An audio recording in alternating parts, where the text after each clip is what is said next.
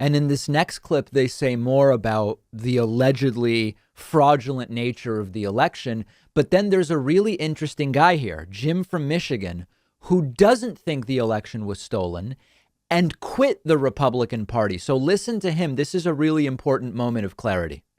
And the reckoning is normally an election, but we don't have that anymore. No, don't have that anymore. Powerless.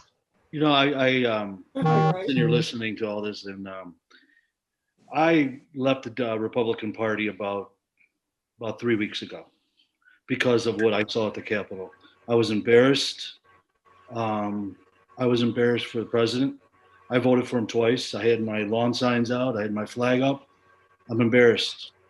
I'm embarrassed because look at COVID, how that's totally out of control right now.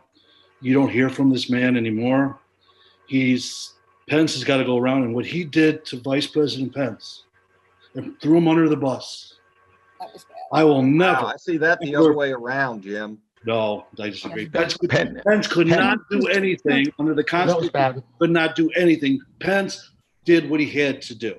Pence had 2 months. Pence had 2 months before he came out and gave that letter. He had 2 months to say what he thought, and he betrayed us, just like the Democrats and the Republicans have. Pence had 2 months, and he remained silent. So that's Jim from Michigan. Jim says Trump failed on COVID. He abandoned his own vice president, and Jim is embarrassed. So here's the takeaway. That's a focus group with 12 Trump voters.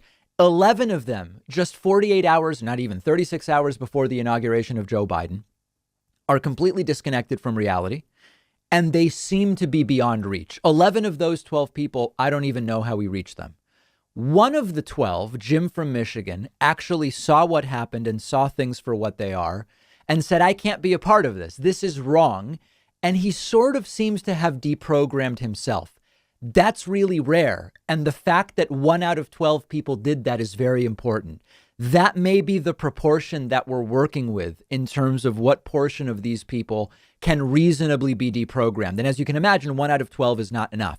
It's not enough to fix the problems that we have in this country. It's not a great percentage. So hopefully, this is really good work, actually, by Frank Luntz.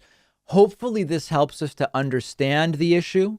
And the more we understand it, the more of a shot we have at fixing it. And we'll be talking more in the coming weeks about how it can maybe be fixed. But as you can see, that's an uphill battle.